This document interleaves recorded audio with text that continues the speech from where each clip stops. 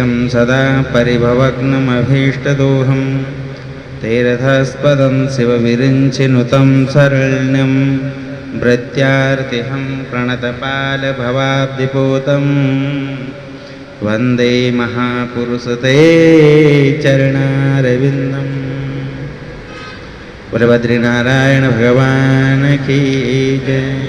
कि बुद्धिहीन तनु जानिके सुमिरो पवन कुमार, बल बुद्धि विद्या देहु मुखी हरहु कलेश विकार। पितृदेवताओं की जय हो, स्थान देवताओं की जय हो, ग्राम्य देवताओं की जय, भूमि भूमियाल देवता की जय हो।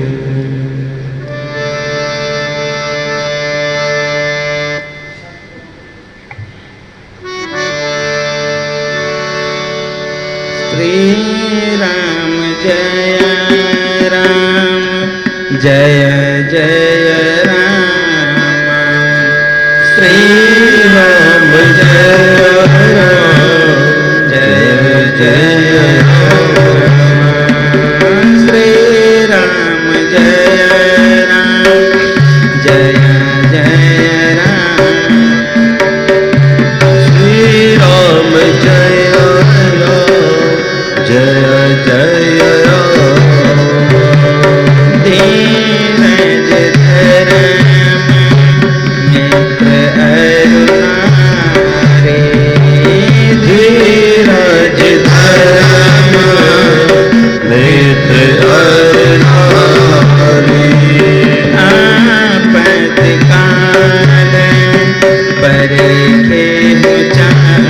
अरुणारे।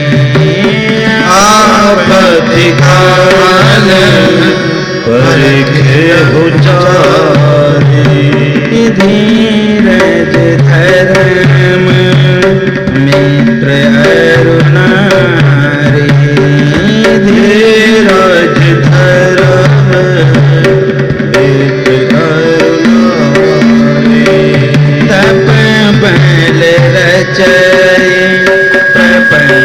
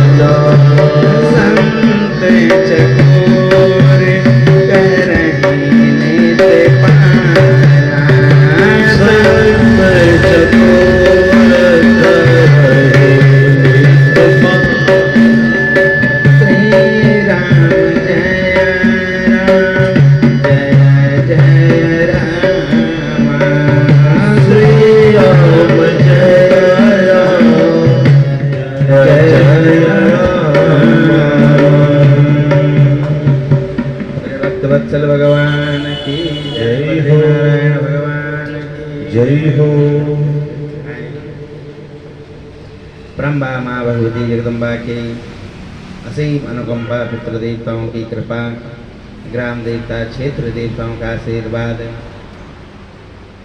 भगवान नारायण के चरणों में इस मासिक सत्र के अंतर्गत आज भगवत कथा को आरंभ करते हैं। इस दिवस की पूर्व के प्रसंग में हम लोग श्रवण कर रहे थे जब अश्वत्थामा के द्वारा पांडवों के द्रौपदी के 5 पुत्रों का निधन हुआ। अपने पुत्रों का वियोग, असह्य वियोग में रुदन करते हुए वह पांडव पत्नी द्रौपदी रुदन कर रही है कि माता शिशूनां निधनं सुतानां निशम्य घोरं परितप्यमाना तदारुतद्वास्प कलाकुलक्षी तां सान्त्वयन्नाह किरीटमाली।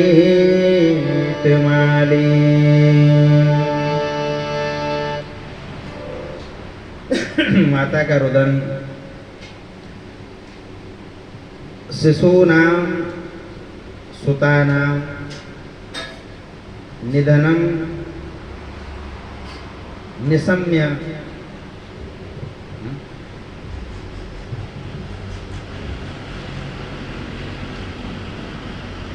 माता शिशूनां सुतनं निधनं सुतानां।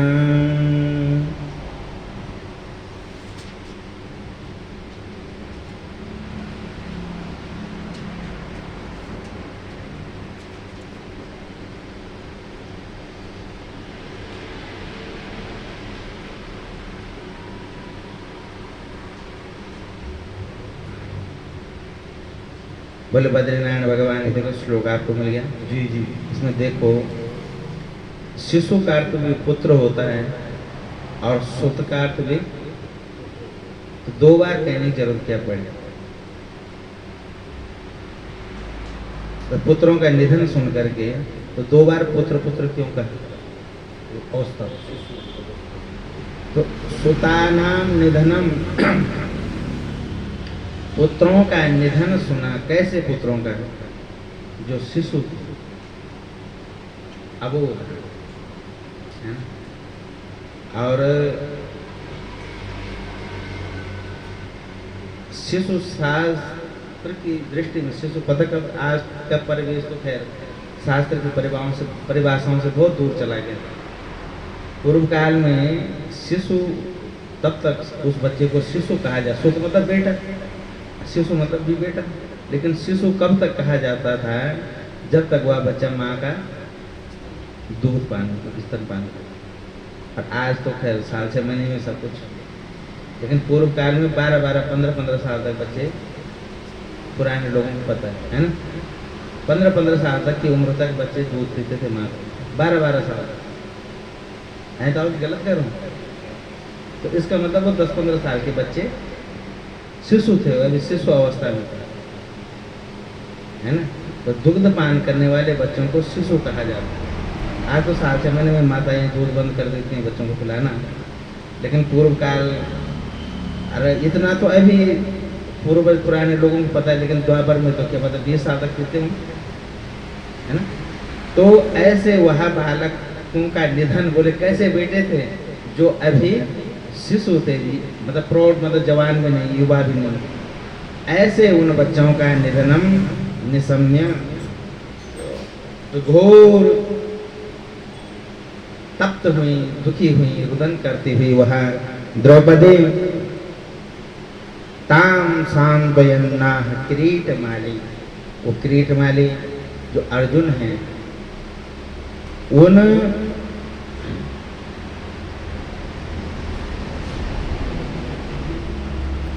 द्रौपदी को सांत्वना देते हुए कहने लगा, देवी आप जरा भी चिंता न करो, जब तक मैं उस आतताई को, उस दुष्ट को तुम्हारी शरण में न ला करके रख दूं, न पटक दूं, तब तक तुम्हें अपना मुख नहीं दिखाऊंगा। इतनी भीषण प्रतिज्ञा कर दी। अब प्रतिज्ञा करें तो उसको निभाएगा कौन? निभाने वाला है ना, उसके भरोसे ना। देखो विश्वास, मैं अक्सर इस बात को कहा करता हूँ कि भक्ति का जो स्वरूप है ना, वो प्रेम है, विश्वास है। बहुत बड़ी बात है। हमें अपने बुद्धि का, बल का, धन का, प्रभाव का विश्वास रहता है ना। और वो विश्वास जब काम नहीं आता, सफल नहीं होते, तब हम कहीं जाकर के परमात्मा के शरण में खड़े होते हैं।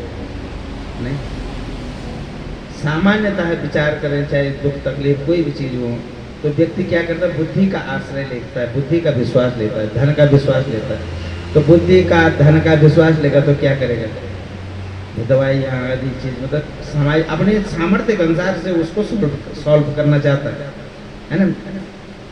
लेकिन मानो कोई शरीर में दुख तकलीफ ही है, तो सामान्यतः यही लगता है कि पैसे हैं, कोई बात नहीं, इलाज करें, अच्छा से अच्छा इलाज कर लेंगे। इलाज करवाने का प्रयास भी करता भी, लेकिन वही इलाज जब चलते चलते थक जाता है, हार जाता है और इलाज नहीं हो पाता है, तब जाकर के कहीं, चाहे जन्म पत्र लेके आए, चाहे कैसे आए जी, मतलब इस ओर कहने का अभिप्राय है कि भगवान की ओर तब विश्वास करता है। अरे पहले कर लेता तो,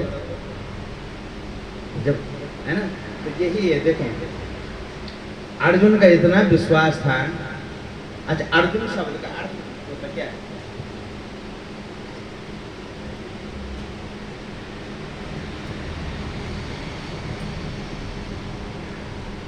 आर्जव धातु संस्कृत में है, उसका अर्थ होता है सरल को।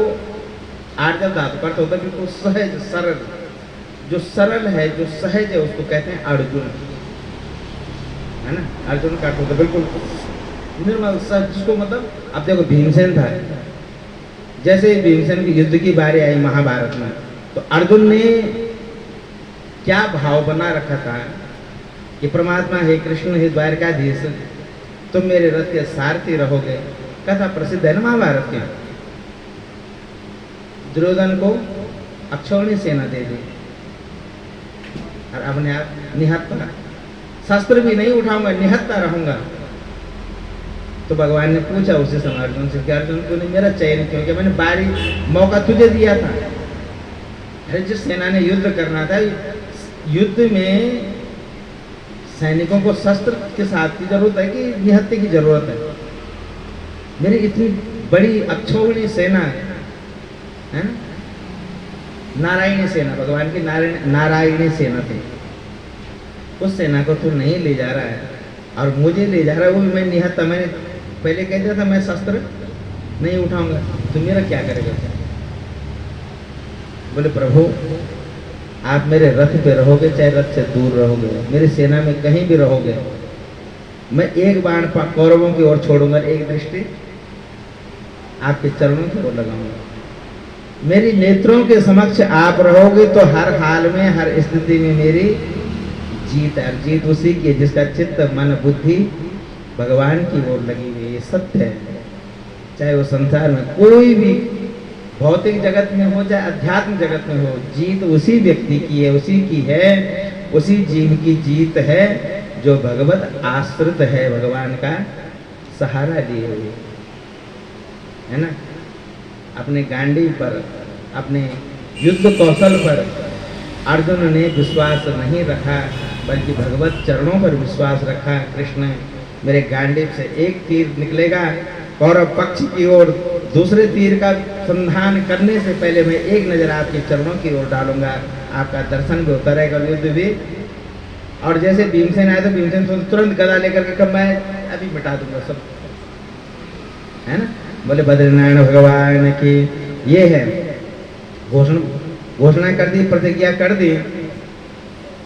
तो गांडीव मुक्तैर विशिखैरुपा हरे त्वाक्रम्य तृष्णास्य दग्ध पुत्रा। ऐसे उन्होंने अपने मृत पुत्रों का ये अंतिम संस्कार तब करेंगे जब मैं उसको लेकर के आऊंगा। अब जब कर दिया तो भगवान समझ गए, तो तुरंत भगवान रथारूढ़ हुए, बोले बैठ, है ना। फिर बोलने की जरूरत नहीं पड़ी। मैंने कहा ना कि हृदय से मुख में आने से पहले वो शब्द भगवान तक पहुंच जाता, ये पक्की बात है ना। जिसने ऐसी प्रतिज्ञा कर दी तो वो उसके हृदय में क्या कामना थी वो भगवान के कानों में पहले पहुंच गई। उसने बोला नहीं, चलिए रथारूढ़ हुआ और जैसे ही उस अश्वत्थामा का उन्होंने पीछा किया, सूत जी महाराज कहते हैं, हे ऋषियों, तमापतंतम सविलक्ष्य दूराद कुमारहोद्विग्नमना रथेन पराद्रवत् प्राण परे सुरुर्व्यां यावद्गमं रुद्रभयाद्यथार्कः। तो उद्विग्न मन से वह अश्वत्थामा रथारूढ़ होकर के भाग रहे थे। जब उन्होंने दूर से देखा कि अर्जुन को लिए हुए भगवान मेरी ओर आ रहे हैं कृष्ण, अब मैं कहाँ जाऊं, मेरी कहीं गति अव्याहत गति नहीं हो सकती, कोई मेरी रक्षा नहीं कर सकता। अपने प्राणों की रक्षा के लिए पृथ्वी पर जहां तक भाग सकता था अश्वत्थामा भागा।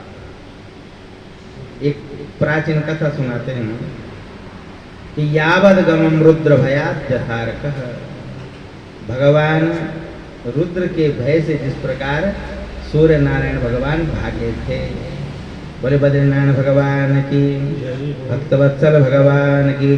रथ के घोड़े थक गए, हाम शांत हो गए, थक गए, हार गए, तो उन्होंने अपनी रक्षा के लिए क्या किया, अश्वत्थामा ने ब्रह्मास्त्र को चलाया। और जैसे ब्रह्मास्त्र को चलाया तो उस ब्रह्मास्त्र का वह दिव्य दहकता हुआ तेज अर्जुन की ओर जब आया, अर्जुन समझ गया और वही तुरंत भगवान के शरण में जाकर के पुकारने लगा कि कृष्ण कृष्ण महाबाहो भक्तानाम भयंकर त्वमेको दह्यमानानां अपवर्गोऽसि संस्कृते अपवर्गोऽसि संस्कृते। हे कृष्ण कृष्ण मेरी रक्षा करो प्रभु, मेरी रक्षा करो। भक्ता नाम अभयंकर, भक्तों को अभय प्रदान करने वाले, अभय देने वाले कृष्ण मेरी रक्षा करो। तुम एक दह्यमाना नाम अपवर्गोस संस्तः, तुमने इस दहकती हुई अग्नि से प्रभु मेरी रक्षा करो। और इस ब्रह्मास्त्र से रक्षा करने में एक तुम ही मेरे सहारे हो अथवा समर्थ हो। ठीक है, तो जैसे भगवान को पुकारा, तुमाद्य पुरुषः साक्षात् ईश्वरः प्रकृते परः, स्तुति करे भगवान जी की। तो भगवान ने कहा कि देखो अर्जुन, विचार करने का समय नहीं है, ये अश्वत्थामा ने ब्रह्मास्त्र को छोड़ा है और तुम भी ब्रह्मास्त्र की विद्या को जानते हो, तुम भी अपने ब्रह्मास्त्र का प्रयोग करो उसके समान के लिए।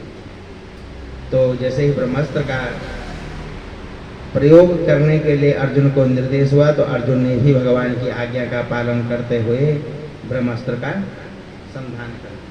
अब जैसे ब्रह्मास्त्र का संधान किया, सूत जी महाराज कहते हैं, ऋषियों श्रुत्वा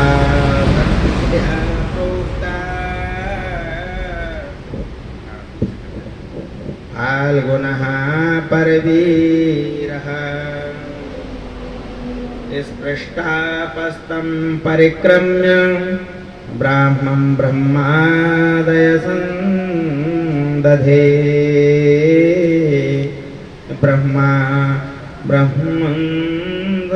ब्रह्माय संदधे। महाराज दोनों ब्रह्मास्त्रों का जब टकराना हुआ तो महाप्रलय कालीन स्थिति बन गई। गंगोर भयंकर बिजली कड़कड़ाने लगी, मानो कि संसार का आदि सर्वनाश होने वाला हो। तो बड़े बड़े ऋषि मुनि अमलात्मा विमलात्माओं ने आकाशवाणी के द्वारा भगवान को संबोधित करते हुए कहा, हे कृष्ण, अभी प्रलय का समय मानो उपस्थित नहीं हुआ, तुम समय से पहले सृष्टि का प्रलय हो जाएगा, इन ब्रह्मास्त्रों को रोको। तो जैसे उन्होंने कहा ब्रह्मास्त्रों को रोको, तो भगवान ने अर्जुन से कहा, अर्जुन देखो, एक चीज कथा प्रसिद्ध आप लोगों ने सुनी होगी, अश्वत्थामा क्यों चलाना लेना कारण भाई देखो गुरु जी दोनों एक ही हैं, बल्कि अश्वत्थामा का तो डबल संबंध है, पिताजी भी हैं, तो पिता भी है और गुरु भी है। और द्रोण उसके अर्जुन के तो गुरु जी है, तो गुरु जी ने अर्जुन को इसका मतलब ज्यादा पढ़ाए और अपने बेटे को, इसका मतलब क्या है? तो होना तो ये चाहिए था कि पुत्र के पास ज्यादा ज्ञान होना चाहिए। अश्वत्थामा उस शस्त्र की पूरी विद्या क्यों नहीं दी अपने पुत्र को? देखो मैंने अभी बताया ना, अर्जुन का अर्थ ही होता है सहज निर्मल, और ये सत्य है। ताकत सत्ता अगर सज्जन के हाथ में होगी तो जगत का कल्याण है। उनको पता था अर्जुन के पास अगर शक्ति रहेगी तो कभी भी उसका दुरुपयोग, मेरा भले ही ये पुत्र है लेकिन ये क्या है, थोड़ा रजोगुणी है, ये अपनी ताकत अगर इसके हाथ में आ गई, पूरी ताकत है, तो ये कुछ गलत भी कर सकता है। ये द्रोणाचार्य समझते थे, जानते थे। देखो ये ऐसे धर्मात्माओं का इतिहास तो ग्रंथ है, शास्त्र है ना। हमारे अंदर क्या स्थिति होती है, धृतराष्ट्र की स्थिति देख लो। जान रहा है कि मेरा पुत्र घोर अधर्मी है, अनाचारी है, अत्याचारी है, फिर भी उसके पक्ष में खड़ा है। अरे तुम राजा हो, और राजा का शासन अगर उसका पुत्र ही नहीं मानेगा, कोई अगर मंत्री है, कोई भी है, और उसका भाई बेटा ही अगर चोर डाकू गुंडा बदमाश होगा तो और क्या करेंगे? सरल सी बात है ना, सहज सी बात है। तो राजा का पुत्र ही अनुशासित नहीं है तो प्रजा में क्या कोई अनुशासन का पालन करेगा, कानून का पालन करेगा? जिस चोरों को पकड़ने के लिए मानो कोई ये पुलिस है, ठीक है, डिफेंस विभाग है, और उसी बड़े अधिकारी का पुत्र अगर एक नंबर का चोर डाकू गुंडा बदमाश होगा और वह अधिकारी उसका पक्ष लेकर के उसके ऊपर कानूनी कार्रवाई करेगा? धृतराष्ट्र जैसा होगा तो नहीं करेगा, द्रोणाचार्य जैसा होगा तो। ऐसे ही महापुरुषों का इतिहास शास्त्रों में बंधनीय है। इसीलिए तो कहते हैं ना कि वास्तव में अमृत, देवामृत, आगे कथा है विस्तार से वर्णन करेंगे, अमर नहीं करता है। अमर कौन करता है? जिसने धर्म रूपी अमृत पिया है, भगवान की कथा। अच्छा, ऐसा विवेक कब जगेगा? जो धर्मात्मा को, जो भगवान की कथा सुनेगा, कीर्तन करेगा, वही तो उस चीज को अपना सकता है। जो इस मार्ग से दूर होगा वो कभी उस चीज को नहीं अपना सकता। द्रोणाचार्य सदग्रंथों से संपन्न थे, वेद शास्त्र का ज्ञान उनके पास था, तो उस वेद शास्त्र के ज्ञान का परिणाम देख लो। उन्होंने सत्य और असत्य को पहचाना। धृतराष्ट्र का जीवन अंधकार में था, वो नेत्रहीन ही नहीं, विवेकहीन ही था, और सत्यतः विवेकहीन को ही धृतराष्ट्र कहते हैं। धार्तः राष्ट्रम यस्य सा धृतराष्ट्र, तो वो व्यक्ति क्या होता है? मोह से ग्रसित हो जाता है, उसको कुछ नहीं, केवल अपना स्वार्थ और अपना पक्ष दिखाई देता, उसको धर्म और अधर्म नहीं दिखाई देता।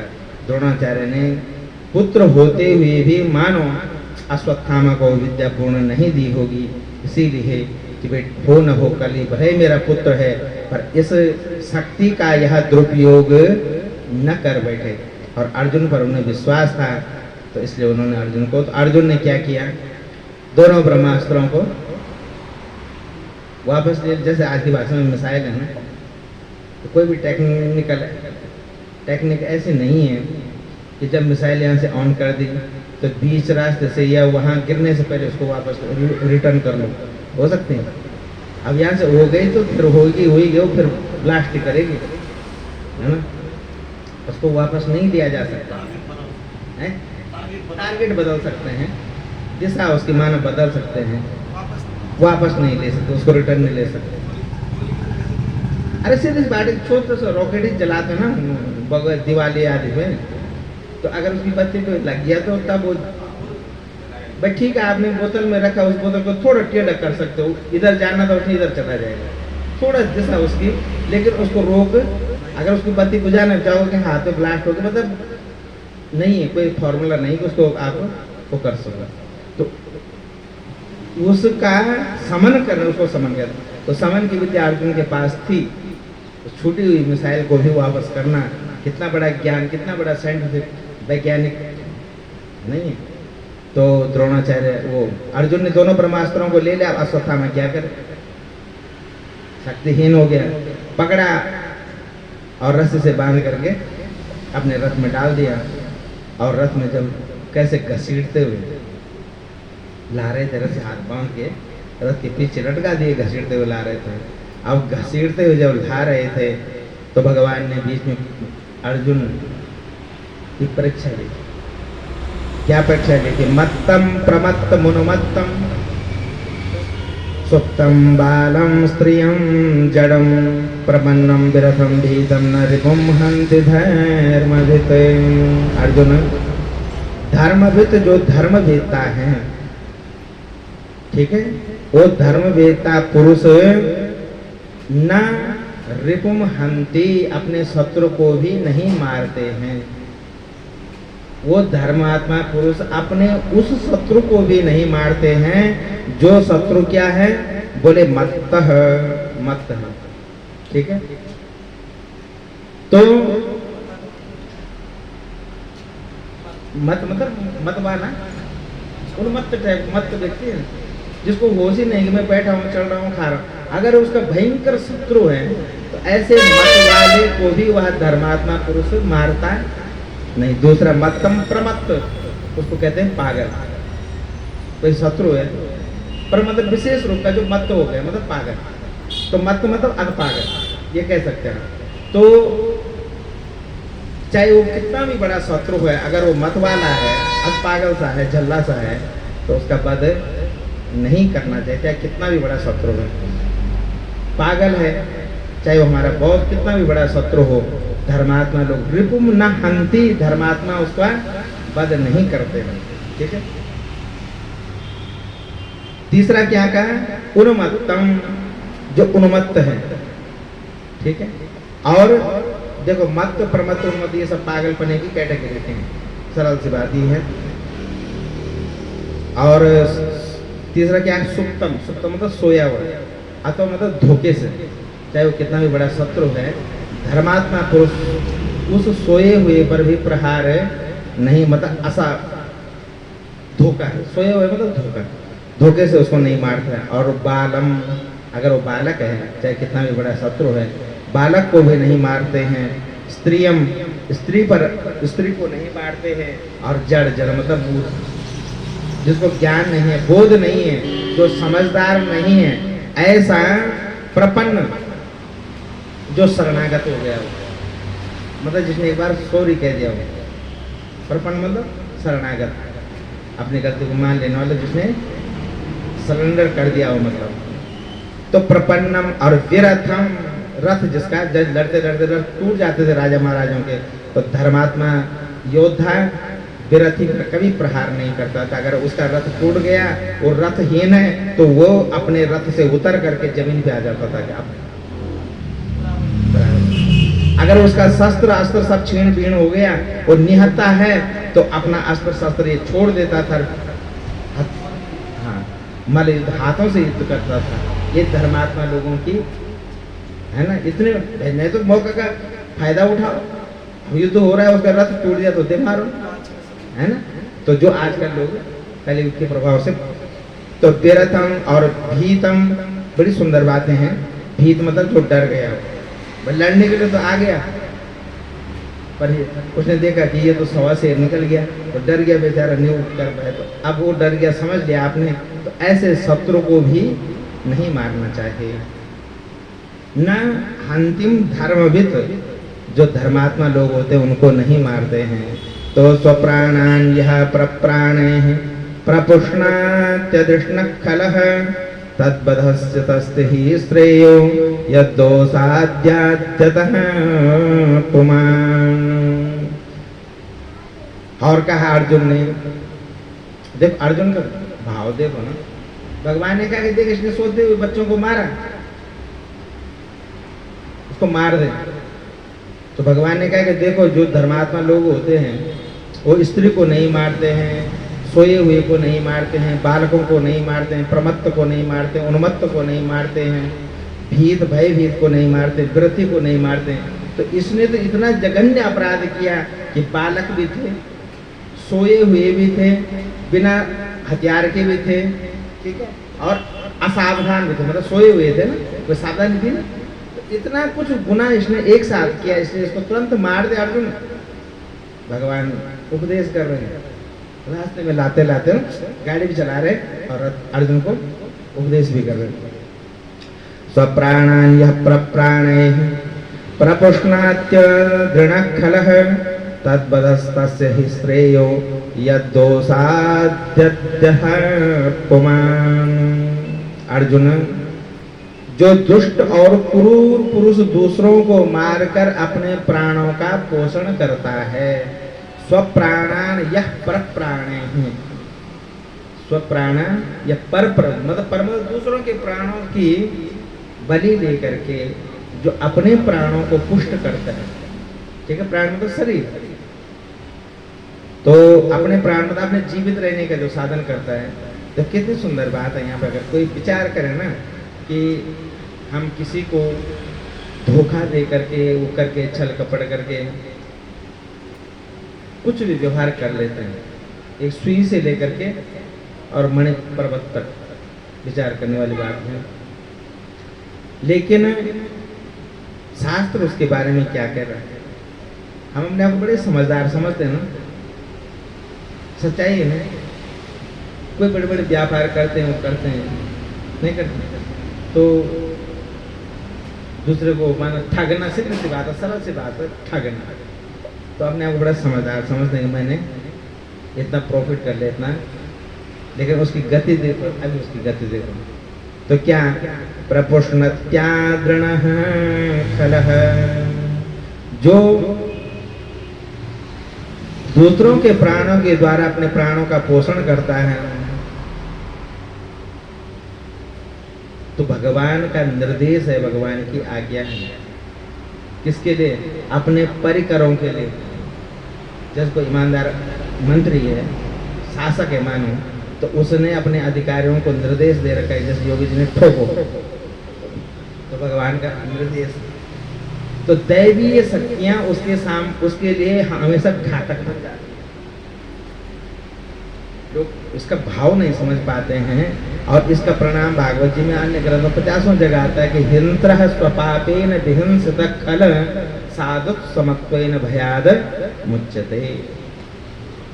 यह जो हमारा ये कर्म है ना, यही कर्म हमारे लिए दुखजन्य बनता है। सूत व्याज में प्रपुष्णात्य घृण खलः, जो खल जो मूर्ख, तो तद बद से हित श्रेयो, उसके वध को करना चाहिए। अच्छा, इसने अपने कल्याण, अपने उसके लिए स्वार्थ बोलो, या अपनी मित्रता को निभाने का, अपने दोस्ती को क्या क्या, सोए हुए बच्चों को मारा, तो दूसरों के प्राणों के द्वारा या अपने प्राणों। अच्छा, एक बात है, चाहे रहा हो न रहा हो, वो तो स्पष्ट नहीं है, लेकिन विचार पूर्वक ये अर्थ भी तो बन सकता है कि जब सब कुछ हो गया तो अश्वत्थामा पांडवों को मारने क्यों गया? हो सकता हो अश्वत्थामा की लालसा जग गई हो कि मरते मरते मेरा राज तेरा कर दे, मैं राजा बन जाऊं। समझ आ रही बात? पांडवों को मार दूंगा तो राजकुमार तो दुर्योधन है। अरे पांडव तो राज्य की में उनकी एंट्री हुई नहीं, मतलब दाखिला खारिज हुआ नहीं, अभी तक किसके अधिकार में राज्य? दुर्योधन के। राजकुमार तो यही है, और राजकुमार ये है, बल्कि राजा तो जीवित है, इसका बाप तो जीवित है। तो अगर मैं इसकी इच्छा को पूरी कर दूं तो क्या पता, ये तो इसने तो मरना ही, इसके जंगल तो टूट गए, क्या पता इसका बाप धृतराष्ट्र मेरा राज तेरा कर दे। ये भी तो अर्थ बन सकता है ना, है तो नहीं, मैं ये नहीं करूँ कि ऐसा है लिखा हुआ, पर ऐसा भी तो एक सांकेतिक अर्थ बन सकता है। क्यों गया उनको मारने के लिए?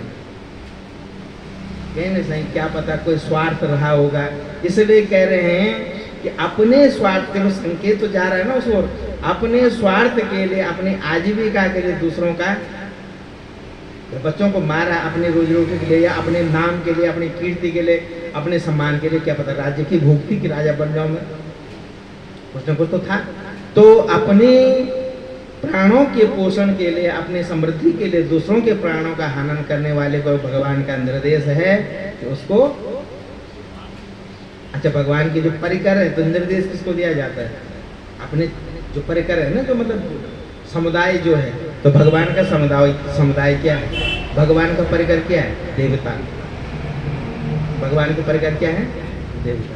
तो सब देवताओं को निर्देश है कि ऐसे प्राणियों को ठोको। बोले बद्रीनारायण भगवान की, भक्त वत्सल भगवान की। अत यदोषाद्यद पुमान, मतलब प्रतिश्रुतम च भवता पांचाल्ये सन्वतो मम हर्षे श्रस्तस्य यस्ते मानिनि पुत्रः। द्रौपदी ने के सामने ला करके देखो, इतना कुछ कहने के बाद भी अर्जुन के मन में उसको मारने की इच्छा नहीं हुई, उसकी मन में इच्छा नहीं हुई। इसी का नाम तो अर्जुन है। भगवान ने इतना भड़काया, मानो अच्छा भगवान परीक्षा ले रहे हैं, शास्त्र की बात कह रहे हैं भगवान, लेकिन उस शास्त्र की बातों में भी अर्जुन तेरा विवेक क्या कहता है? अर्जुन के मन में एक ही बात थी कि अगर आज मैं महाभारत का चेता हूँ तो हे गुरुदेव, कहीं ना कहीं तेरी आशीर्वाद की महिमा है और तेरा स्वरूप है ये पुत्र। आत्मा बजायते, आत्मा बजायते पुत्र, पिता की ही आत्मा पुत्र के रूप में आती है ना। तो अपने गुरु का दर्शन वो अश्वत्थामा में, भले ही मेरे गुरुपुत्र ने मेरे 5 पुत्रों को मार दिया, लेकिन अगर मैं आज गांडीवधारी अर्जुन विश्वविख्यात हूँ, महाभारत का विजेता हूँ, कृष्ण का अनुयायी हूँ, तो गुरुदेव इस कार्य में कहीं न कहीं तुम्हारा ज्ञान काम आ रहा है। अगर गुरु कृष्ण की कथा न सुनाते, गुरु कृष्ण का उपदेश न देते, गुरु धर्म का उपदेश न देते, क्या अर्जुन धर्म के मार्ग पे चलते? उस धर्मात्मा का धर्म पुष्ट हो, इसमें सदुपदेश की तो जरूरत है ही, और वह सद उपदेश करने वाला है गुरु, और उस गुरु की आत्मा है ये अश्वत्थामा। बस यही बात उनका मन मारने के लिए उद्यत नहीं हुआ। तो भगवान जी ने तब भड़का दिया था, भीम होता तो मारे देता है।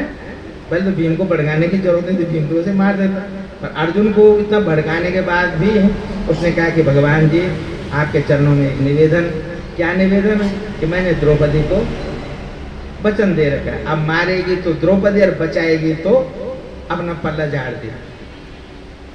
कह तो रखा था द्रौपदी मैं तेरे चरणों में भी ला करके उसको डालूंगा, तब तक तुझे मुंह नहीं दिखाऊंगा। अब ले करके गए रश्नाबद्ध बंधे हुए अश्वत्थामा को। भगवान श्री सूत जी महाराज ऋषियों को कथा सुनाते हैं। हे ऋषियों, जब द्रौपदी ने देखा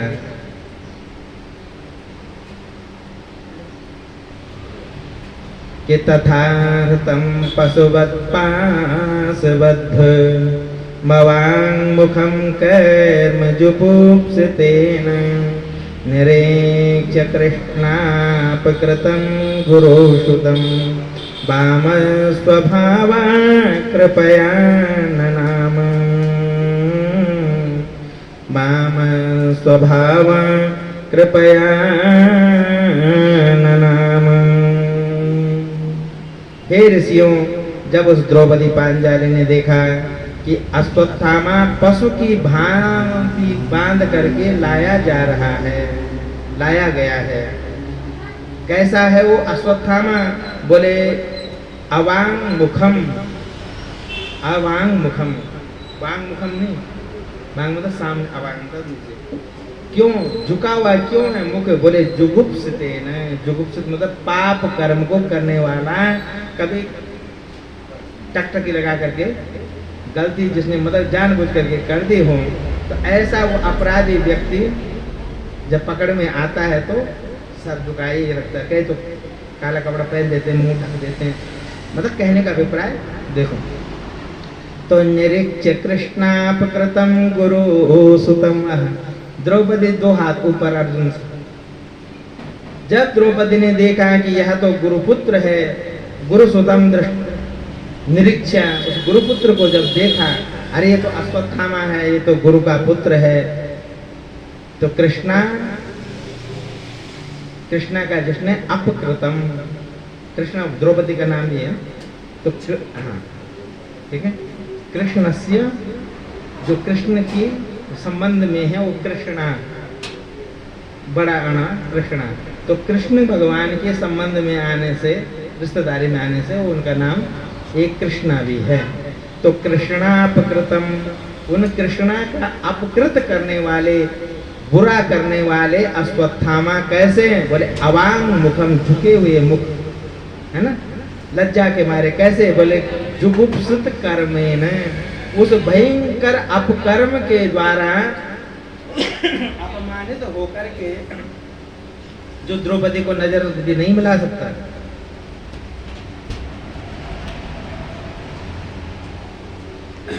कृष्णा निरीक्षा, द्रौपदी जी ने देखा। तो जब द्रौपदी जी ने देखा तो वाम स्वभावा कृपया ननाम, क्या भाव है देखो, वाम स्वभाव नम्र स्वभाव, धर्मात्मा स्वभाव के कारण ननाम प्रणाम कर रही है। जिस माता के 5 पुत्रों का वध कर दिया हो, और उस माता का धर्म देखो, कुछ समझ से बाहर नहीं पाते, कोई इतना धैर्य धारण कर सकता है? कारण क्या है? वही जो अर्जुन के मन में था। आज अगर मैं महाभारत का जेता हूँ, मैं, द्रौपदी का भी यही भाव बना कि अगर मैं आज कृष्णा पांचाली उस अर्जुन की धर्मपत्नी हूँ, महाभारत जीता, गांडीवधारी, तो उसमें उस गुरु का भी सहयोग है। अगर वो गुरु ज्ञान नहीं देता, क्या महाभारत जीत पाता? अगर वो गुरु ज्ञान नहीं देता तो क्या धर्म का अनुसरण करता?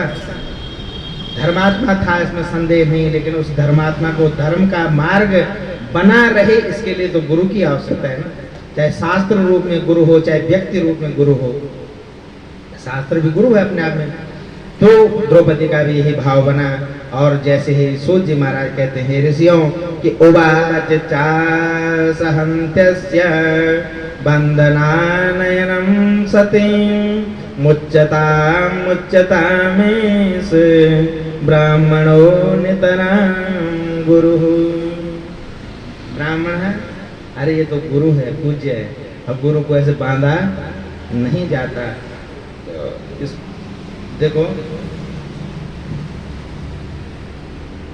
ऐसा वही व्यक्ति विचार कर सकता है जिसके जीवन में धर्म हो। इन श्लोकों में, किस श्लोक में क्या भाव प्रकट है, उसका जो दार्शनिक जो भाग है, तो इस श्लोक का दार्शनिक भाग है धर्म। ठीक है। दूसरे श्लोक में बोला है अपने पति को संबोधित करते हुए कि सरहस्यो धनुर्वेदः सविसर्गोपसंयमः अस्त्रग्रामश्च भवता शिक्षितो यदनुग्रहात्। हे स्वामी, जिसको तुमने सब बांध रखा है ना कि स रहस्यो धनुर्वेदः, रहस्य के सहित धनुर्वेद को सिखाने वाला इसी का बाप है, तुम्हारे गुरुजी। और आत्मा में जाए थे पुत्र, वही पिता आत्मा के रूप में पुत्र में प्रकट है। तो स रहस्यो धनुर्वेदा सविसर्गः उपसंयमः।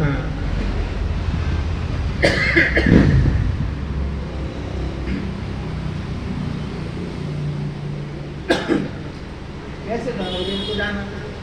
अभी प्रसंग आए ना पहले कि अश्वत्थामा उसको वापस नहीं कर पाए, उपसंहार नहीं कर पाए,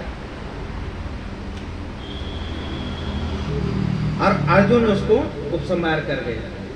तो उसी बात को कह रहे हैं कि स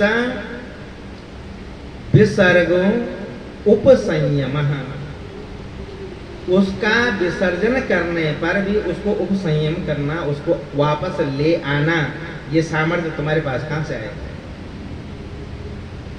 पुत्र के पास नहीं था, शिष्य के पास था। इसका मतलब उस गुरु की कोई न कोई महिमा है। और अस्त्रग्रामश्च भवता, आज तुम्हारे पास अस्त्रों का ग्राम है। अस्त्र और शस्त्र कहते हैं ना, अस्त्र और शस्त्र।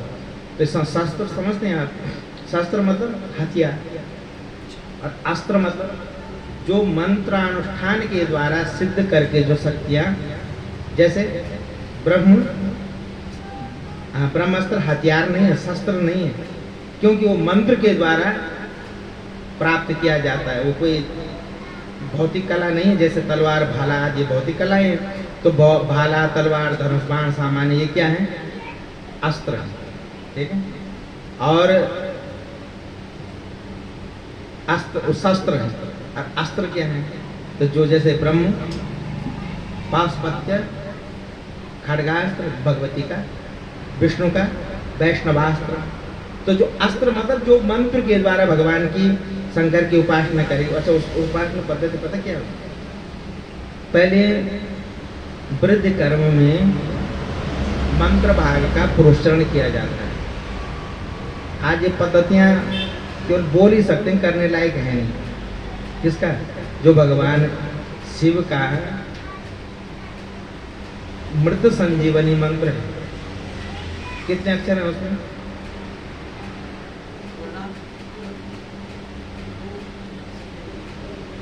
मृत संजीवनी मंत्र में 100 से भी ऊपर अक्षर है। हाँ, जैसे महामृत्युंजय 52 है, 54 है, त्रिपदा, हाँ कई मतलब मृत्युंजय की 11 मंत्र है उसे जो भी है। तो उसमें जो मृत संजीवनी मंत्र है, उस मंत्र का पुरुषचरण करके फिर उस मंत्र का अवरोह किया जाता है। तब जाकर के इसमें मतलब उसमें जप करने के बाद वो मंत्र सिद्ध होता है। और सिद्ध होकर के जब वो आपके अनुकूल काम करने लग जाए तो वही आपको शक्ति, ऐसी देवी का है, ऐसे विष्णु का है। कहने का मतलब मंत्र अनुष्ठान के द्वारा अस्त्रों को प्राप्त किया जाता था। अर्जुन ने भगवान की तपस्या करी, तो तपस्या में क्या किया? पूजा तो करे ना, मंत्र जाप तो किया, तपस्या का मतलब क्या किया? उन्होंने भगवान के शिव का मंत्र का अनुष्ठान किया, जप किया। तो उस जप के प्रभाव से, उस अनुष्ठान के प्रभाव से भगवान शंकर वनवास में जब थे 12 बरस के, कथा प्रसिद्ध है, तो भगवान शिव को प्रसन्न किया। तो भगवान शिव किससे प्रसन्न हुए? उस अनुष्ठान से, उस मंत्र जप से, ठीक है। तो भगवान से प्रसन्न हुए तो भगवान शिव ने क्या प्रदान किया? पाशुपत्यास्त्र किया। ऐसे ब्रह्मास्त्र को उन्होंने प्राप्त किया अर्जुन ने। तो अस्त्र किसे कहते हैं? जो मंत्र शक्ति के द्वारा शासित हो। अब ब्रह्मास्त्र के लिए गुरुजी ने उपदेश दिया कि बेटा इस मंत्र का अनुष्ठान करो, तुम्हें ब्रह्मास्त्र की प्राप्ति होगी। तो वो अस्त्र और शस्त्र देखो दोनों, अस्त्र ग्रामश्च भवता, आपके पास जो अस्त्रों का ग्राम है, ग्राम मतलब समुदाय, एक ही नहीं, तुम्हारे पास ब्रह्मास्त्र भी है, पाशुपत्यास्त्र भी है, वैष्णवास्त्र भी है। तो ये अस्त्र कहाँ से आए? उस गुरु की कृपा से आए ना। अगर आपने वन में तपस्या भी करी, पर उस तपस्या में कोई प्रेरणा देने वाला तो रहा होगा, तभी तुम्हारे चित्त पे बैठे कि हाँ करना चाहिए, जब हमें किसी ने उसके बारे में समझाया होगा। हमारा विश्वास प्रेम किसी भी कार्य के प्रति तभी होता है जब हम उसको सुनते हैं, जानते हैं, या तभी तो होगा ना जब कोई बताएगा। तो बताने वाला गुरु है। जानहि बिनु नहीं होहि प्रतीति, जानहि बिनु नहीं होहि प्रतीति, बिनु प्रतीति होहि नहीं प्रीति, बिनु प्रतीति होहि नहीं प्रीति मतलब प्यार।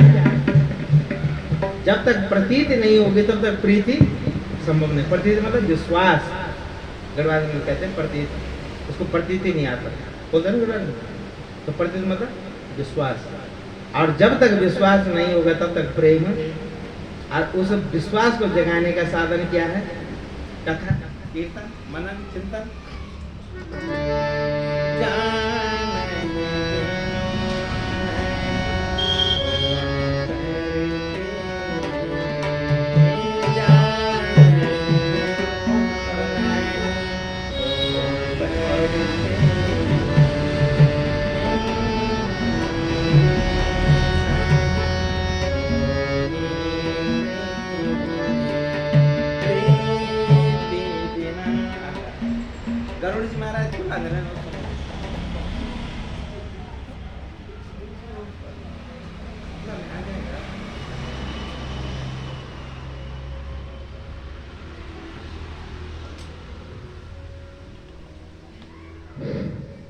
बोले बद्रीनाथ भगवान की, भक्तवत्सल भगवान की। जानहि बिनु नहीं होहि परते ते, जानहि बिनु नहीं होहि प्रतीति, बिनु परते ते होहि नहीं प्रीति, बिनु परते होहि नहीं प्रीति। जब तक प्रीति नहीं होगी, प्यार नहीं होगा, प्रेम नहीं होगा, प्रीति बिना भक्ति दृढ़ाई, प्रीति बिना भले न दृढ़ाई। भक्ति दृढ़ नहीं हो सकती, मजबूत नहीं हो सकती। जब तक प्रीति नहीं होगी तब तक भक्ति मजबूत नहीं होगी। जिमि खगेश जल कै चिकनाई, तेल में जो चिपचिपाहटपन होता है वो उससे अलग नहीं। जहां वो जाएगा चिपचिपा होना निश्चित है, पक्का है। बोले बद्रीनाथ भगवान की, भक्तवत्सल भगवान की। तो कहने का अभिप्राय क्या, पहले उसको जानना जरूर। जानने का साधन क्या है, शास्त्र। तो उस गुरु ने अगर शास्त्र ज्ञान न दिया होता तो क्या तुम कृष्ण की महिमा जानते? और महिमा को जब तुमने जाना तो तुम्हारा प्यार, तुम्हारा मन उसमें लगा, और जब तुम्हारा मन उसमें लगा तो तब तुम्हारी भक्ति को दृढ़ मजबूती मिली ना। अगर प्रेम नहीं होगा तो भक्ति मजबूत है नहीं, कर्म इतना मजबूत नहीं होता। 4 घंटा रोज मंदिर में पाठ पूजा जब तक करने वाले की अगर थोड़ी इच्छा पूरी नहीं हो, अगर उसका प्रेम नहीं, अब थोड़ी इच्छा पूरी ना हो तो उसका विश्वास, अरे कुछ नहीं भगवान ने मैंने इतना पाठ पूजा किया, इतना वो किया, बोलो होता कि नहीं? हम ऐसा कहते हैं कि नहीं, अक्सर ऐसे कहते हैं ना, थोड़ा सा हमारे हाँ इच्छा पूरी नहीं हुई, अरे लोग मैंने इतना पाठ किया, इतना पूजा किया, इतना ये किया, क्योंकि प्रेम नहीं था, प्यार नहीं था। अगर प्रेम होता तो प्रेम की स्थिति क्या अलग चीज है, कर्म की स्थिति अलग चीज है। कर्म हमने किया लेकिन प्रेम रहित किया, तो इसलिए प्रीति बिना नहीं भगति दृढ़ाई। अगर भक्ति को दृढ़ करना है, वो ये गरुड़ जी और कागभूषण जी का संवाद है रामचरितमानस में। तो गरुड़ जी महाराज को कागभूषण जी सुना रहे हैं कि गरुड़, अगर भक्ति को दृढ़ करना है ना तो उसके लिए सबसे पहले विद्वान मत बनो, तपस्वी मत बनो, प्रेमी बनो। ये नहीं कि तुम 4 बजे एक वेद का स्वाध्याय करो, पूरी मंत्र संहिता याद कर दो, 4 वेद याद कर दो, पूरी भागवत जी याद कर दो, एक श्लोक याद कर लो, पर प्रेमी बन जाओ, है ना। प्रीति बिना नहीं भगति दृढ़ाई, जिमि खगेश जल के। हे खगेश मतलब ये गरुड़, खग मतलब पक्षी, पक्षी बोले बद्रीनाथ भगवान की। इसलिए श्री राम जय राम, जय जय राम, श्री राम जय राम, जय जय राम, श्री राम जय राम, जय जय राम, श्री राम जय राम, जय जय राम। तो सरहस्यो धनुर्वेदः, सरहस्यो धनुर्वेदः, सविसर्गोप संयमः। अस्त्र ग्रामश्च, अस्त्रों का जो ग्राम है, समुदाय है, वो तुम्हारे पास आया कहाँ से? बोले शिक्षितो यद अनुग्रहात, जिनकी शिक्षा अनुग्रह करके, अनुग्रह मतलब कृपा करके जिन्होंने आपको शिक्षा दी, उस शिक्षा के द्वारा शिक्षित हो भगवान। आप शिक्षित बने तो ये आपके पास सब उपस्थित हो। आज आप गांडीवधारी अर्जुन अगर कहे जाते हो तो उस गुरु की इस श्लोक में जो है तो न्याय का दर्शन है।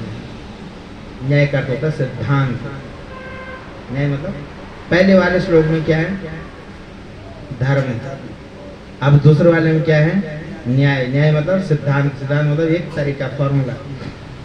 तीसरे श्लोक में कहते हैं द्रौपदी जी, स एष भगवान द्रोण, हे स्वामी अर्जुन, वही साक्षात द्रोण स एस भगवान द्रोण प्रजा प्रजा मतलब पुत्र प्रजा रूपेण वर्तते पुत्र रूप में उपस्थित है भैया। तस्यात्मनोर्धम पत्न्यास्ते नान्वगाद्दीरसु कृपी। इस श्लोक में जो तो करुणा दया दया क्या है तो द्रौपदी जी कह रहे हैं कि ये साक्षात गुरुपुत्र ही तुम्हारे सामने वर्तते उपस्थित है। तो तस्य मनो शब्दों का भाव देखो क्या लिखते हैं कि तस्यात्मनोर्धम तस्य आत्मनः ऊर्ध्वम उसके आत्मोद्धार के लिए उसके कल्याण के लिए पत्न्यास्ते नान्वगाद धीरसु कृपी न अनवगाद उनका अनुसरण नहीं किया। किसका अनुसरण नहीं किया? कृपी कौन है? अश्वत्थामा की माता जी, ठीक है। और कृपाचार्य की बहन, कृपाचार्य जी की बहन का नाम क्या था? कृपी। विवाह किसके साथ हुआ? द्रोणाचार्य, ठीक है।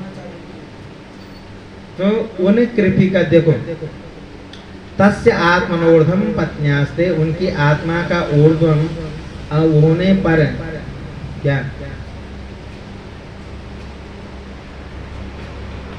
अपने पति का अनुगमन नहीं किया मतलब सती नहीं हुई। समझ में आ रही बात? और जब द्रोणाचार्य जी मर गए थे तो पूर्व काल में सती होते थे ना, तो उनकी पत्नी जो कृपी है मतलब अश्वत्थामा की जो माँ है वो माँ क्या करें बोले तस्यात्मनोर्धम उनके मृत्यु के पश्चात उनके साथ सती नहीं हुई हैं। क्यों? इस पुत्र के सारे न अनबगाद उनका अनुसरण नहीं किया मतलब पति का अनुसरण नहीं किया मतलब सती नहीं हुई है। तो इस श्लोक में दया का दर्शन है, दया। तो इसका मतलब क्या हुआ? इसका मतलब यही हुआ कि जिस माँ ने सती पति का अनुगमन नहीं किया इस पुत्र की ममता में या इस पुत्र के पालन पोषण के लिए या इस पुत्र के लिए वो जीवित रहे और उस पुत्र को तुम मार दोगे तो पुत्र का दुख क्या होता है वो किसको एहसास होगा? कृपी को। और एक माँ ही एक माँ का ये है दया, है ना। ऐसा कहने का मतलब कृपी इसी देखो भाव देखो ना। तो द्रौपदी जी ने विचार यही स्पष्ट किया इस श्लोक में। द्रौपदी ने अपनी करुणा अपनी दया का उद्बोध प्रकट किया, है ना, कि जो कृपी सती न हुई अपने पति का अनुगमन नहीं किया उस कृपी को पीड़ा होगी क्योंकि उसका पुत्र। और इससे भी बड़ी बात बताऊं, इससे भी बड़ी बात क्या है? इससे भी बड़ी बात क्या है? उस कृपी मेरे तो अभी 5 पति पुत्र नहीं है पर पति, और उसका पति नहीं अगर पुत्र भी चला जाएगा तो बोलो किसके सहारे पर रहेगा? मेरा सहारा तो है ना, आधा सहारा चला गया पर आधा है। और पति है तो पुत्र दूसरा भी उसका क्या होगा? देखिए इससे बड़ी दया करुणा हो सकती कुछ क्या? कोई करेगा इतना गूढ़ विचार? तो द्रौपदी जी ने किया, इसीलिए तो द्रौपदी पूज्य है भैया, इसीलिए तो उसकी पूजा की जाती है ना, इसीलिए उनका सम्मान है। शास्त्र उनकी महिमा का बखान करता है। प्रातः काल जिन पवित्र नारियों का नाम उच्चारण करने से जीव का मंगल होता है तो उनमें एक द्रौपदी भी है। और ऐसी ही नारियों का प्रातः काल स्मरण करने से पूरे जगत को मंगल करने वाली ऐसी ही देवियां होती हैं, है ना, इन्हीं को देवी कहा जाता है। तो स एष भगवान द्रोणः प्रजारूपेण वर्तते तस्यात्मनोर्धं पत्न्यास्ते नान्वगाद्दीरसु कृपी। करुणा का परिचय दिया। आगे वाले श्लोक में देखो तद्धर्म महाभाग भवद्भिर्गौरवं कुलं वृजनं नार्हति प्राप्तुं वन्द्यमभीक्षणसः वन्द्यमभीक्षणसः।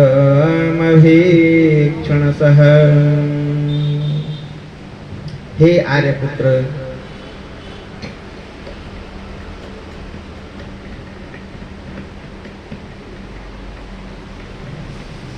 सरल सी बात है कि तद धर्म महाभाग, हे आर्यपुत्र, हे महाभाग, भवद्भिर गौरवम कुलम, आपके कुल में ये गौरव है, ये नाम है, ये प्रशंसा है, ये ख्याति है। क्या कि ब्रजनम नार्हति प्राप्तुम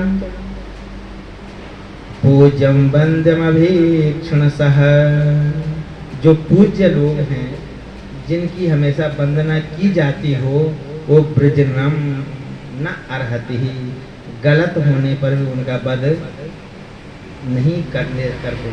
मतलब तुम उस पवित्र कुल में पैदा हुए हो, भवद्भिर गौरवम कुलम, ना तुम्हारे कुल में ये गौरव है कि अगर किसी संत ने, किसी ब्राह्मण ने, किसी यति ने, किसी तपस्वी ने अगर गलत भी कर दिया तो वो दंड के अधिकारी, उनको दंड नहीं दिया जाता, बल्कि प्रेम से समझाया जाता है कि प्रभु ऐसा ना हो करके ऐसा हो जाता तो आपकी बड़ी कृपा हो।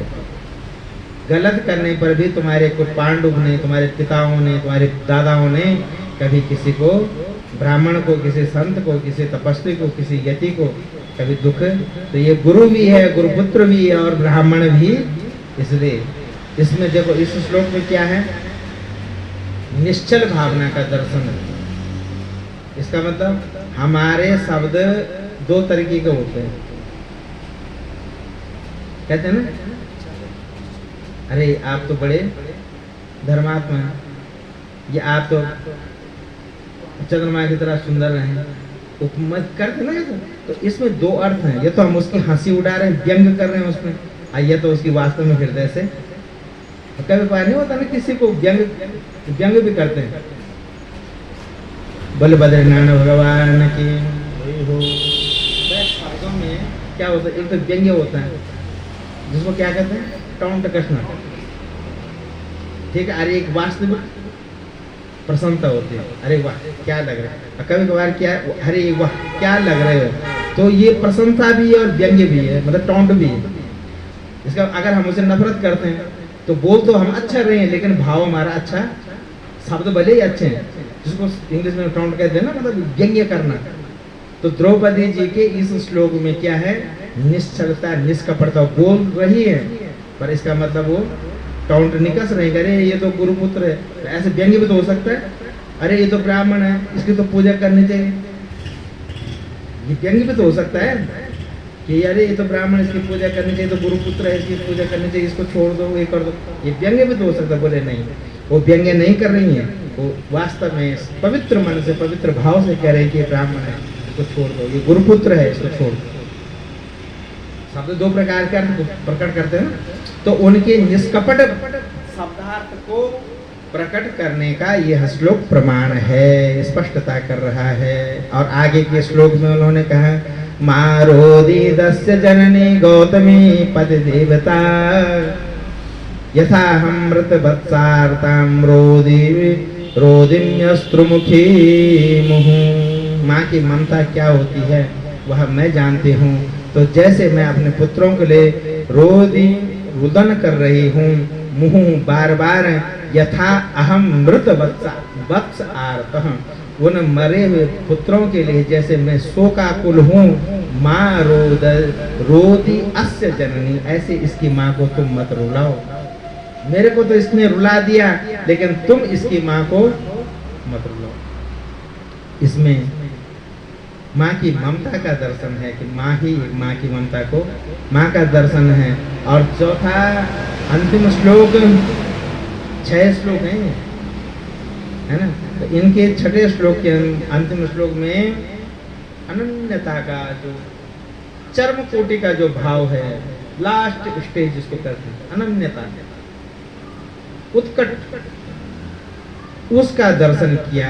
ये कोपितम ब्रह्म, ये तो रटने लायक श्लोक है, याद करने लायक श्लोक है। ये कोपितं ब्रह्मकुलं राजन्ने रजदात्मभिः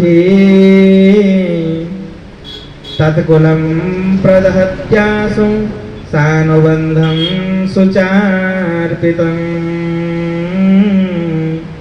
सानुबन्धं सुचार्पितं। ये कुपितं ब्रह्मकुलं, जिस पर ब्रह्मकुल का कोई कुपित हो गया, ठीक है।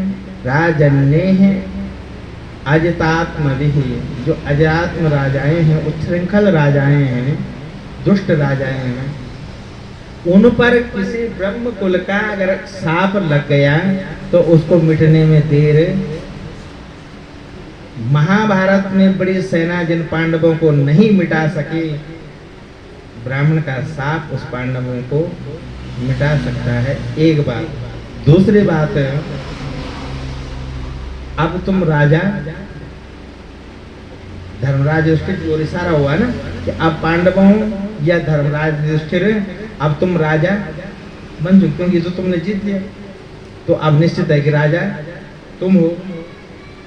तो जब तुम राजा बन गए तो याद रखना, कृपी क्या है? अनाथ है, विधवा है, ठीक है।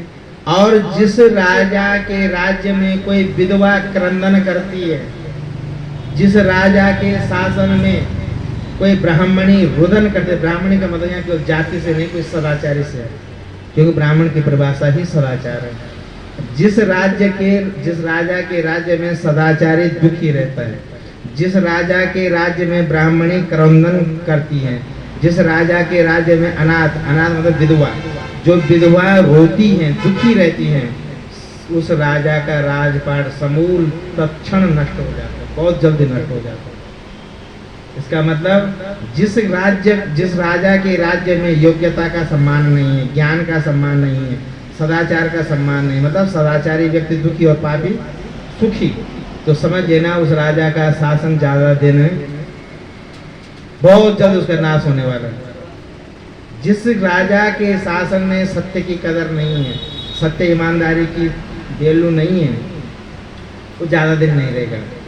तो इस बात का दर्शन करा रही हैं कि अब तुम राजा बन गए, और राजा के राज्य में, एक राजा के राज्य में अगर कोई अनाथ ब्राह्मणी रुदन करती है तो पांडवों उस राजा का शासन ज्यादा दिन नहीं रहता है। इसलिए अपनी कल्याण की अगर इच्छा रखते हो तो इसको मत मारो, क्योंकि इसको मारोगे तो ब्राह्मणी क्रंदन करेगी, रोएगी, वो अनाथ हो जाएगी, और विधवा तो है ही और ब्राह्मणी तो है ही, इसलिए इसको मत मारो। बोले बद्रीनाथ भगवान की, भक्तवत्सल भगवान की।